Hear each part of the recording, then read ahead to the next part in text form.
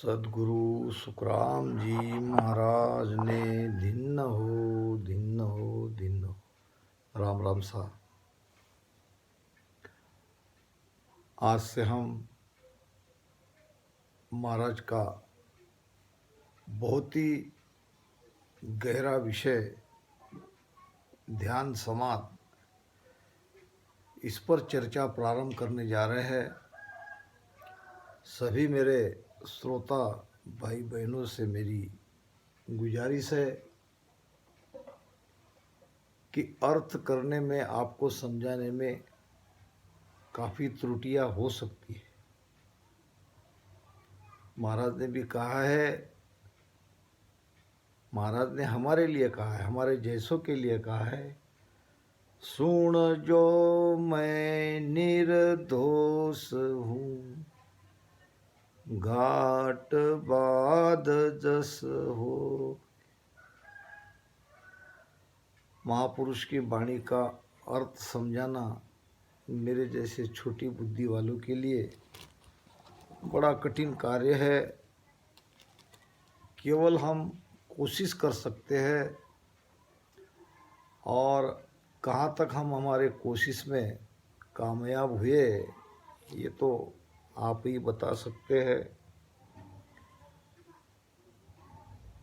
क्योंकि महाराज ने कहा भी है, जैसे आप बजाव हो तैसे बाजन हास, दोष न दीजो साइया निर्धार्या आधार। हे परमात्मा, हे राम जी, आप ही सब कुछ करने वाले हो। आपकी ही कृपा से जो कुछ मैं बता सकूं वो बता पाऊंगा।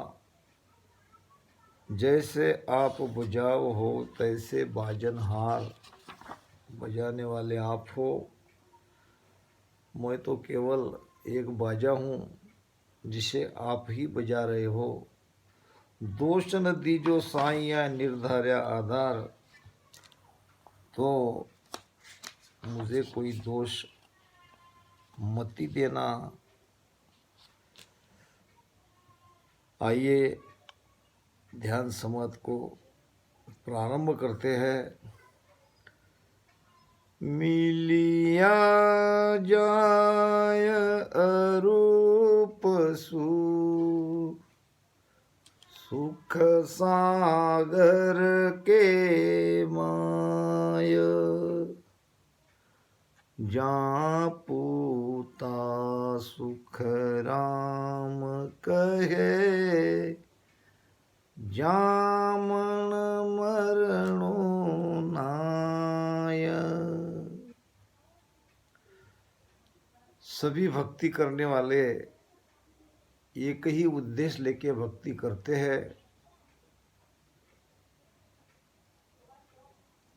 कि दोबारा हम संसार में वापस ना आए, हम उस राम जी में मिल जाए। ये बात अलग है,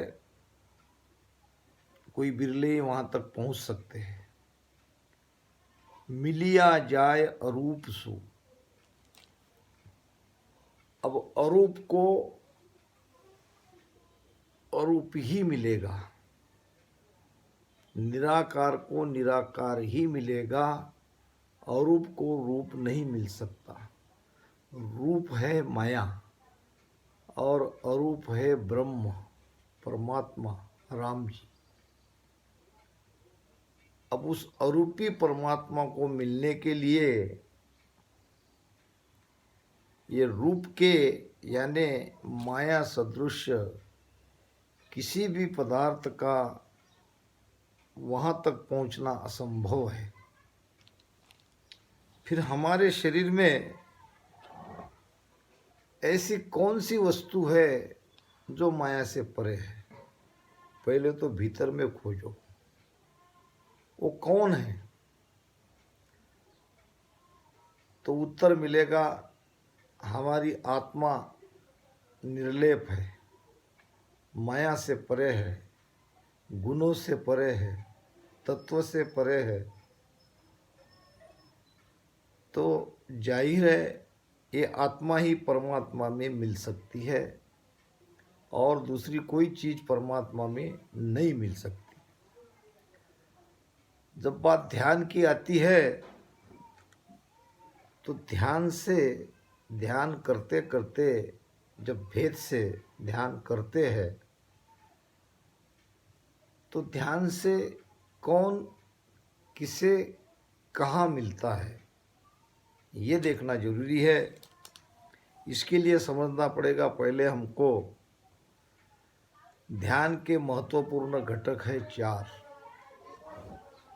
एक है शब्द, दूसरी सुरती, तीसरा है मन और चौथा है पवन।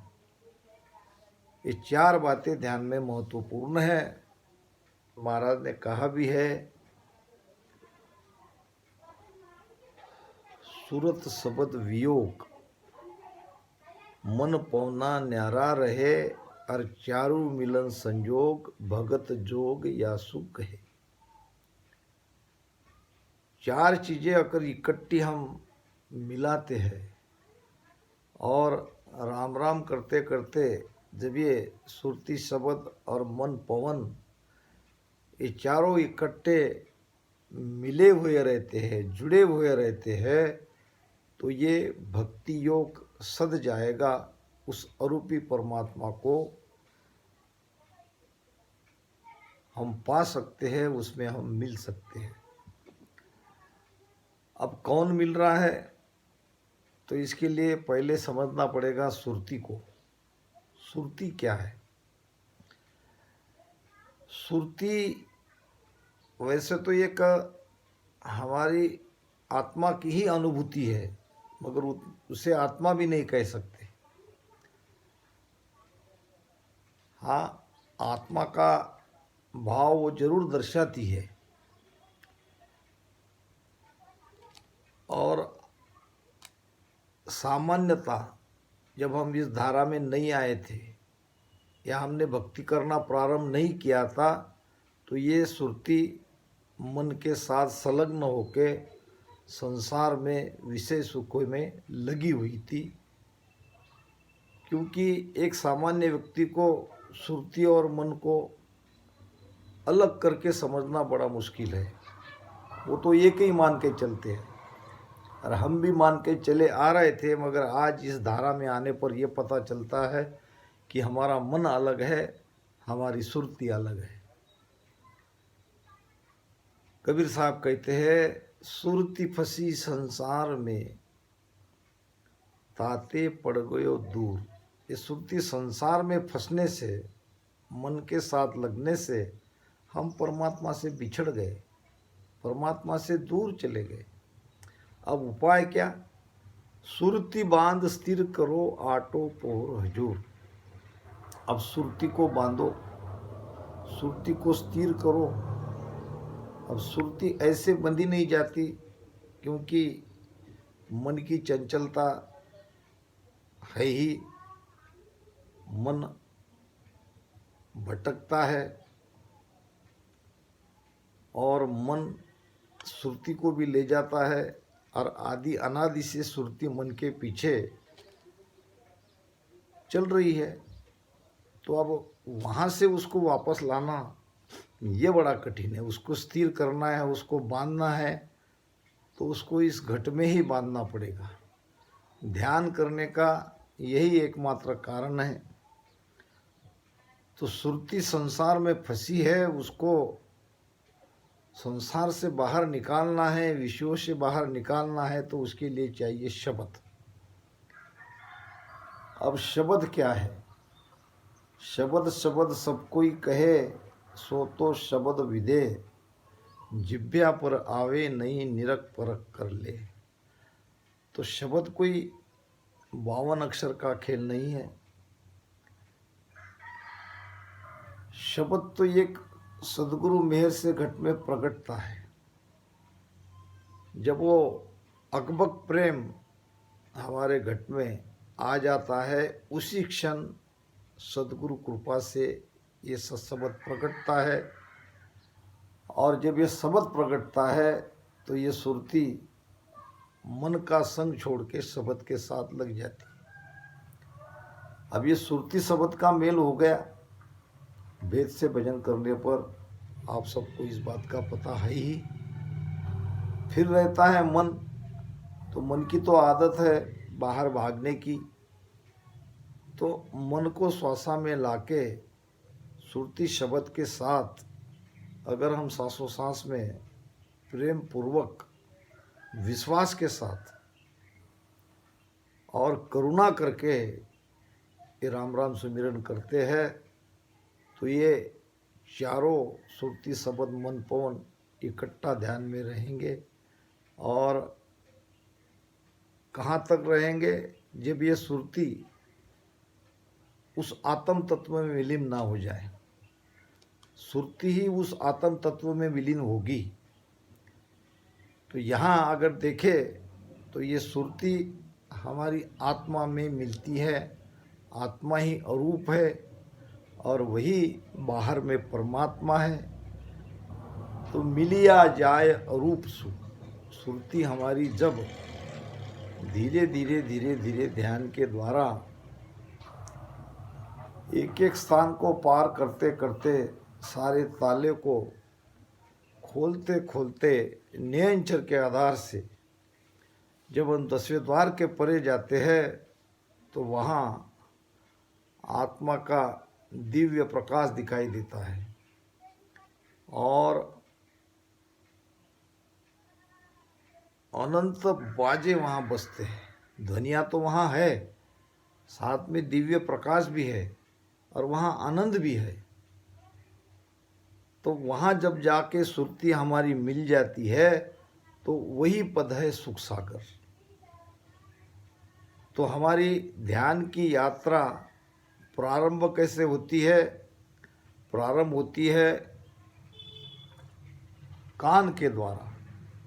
जब गुरुमुख से हम राम नाम शब्द सुनते हैं, दरिया सदगुरु भेटिया जा दिन जन्म सनात, श्रवणा शब्द सुनाए के मस्तक दीना हाथ।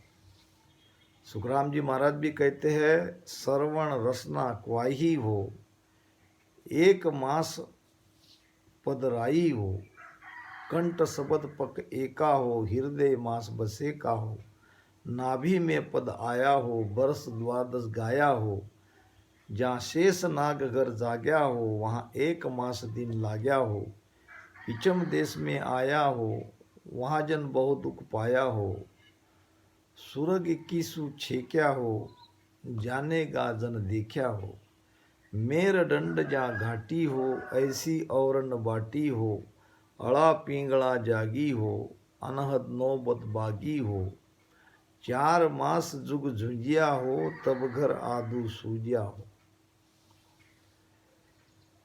त्रिकुटी तख्त विराजे हो, अब जन सुखदेव गाजे हो। तो ये यात्रा इस प्रकार प्रारंभ होती है।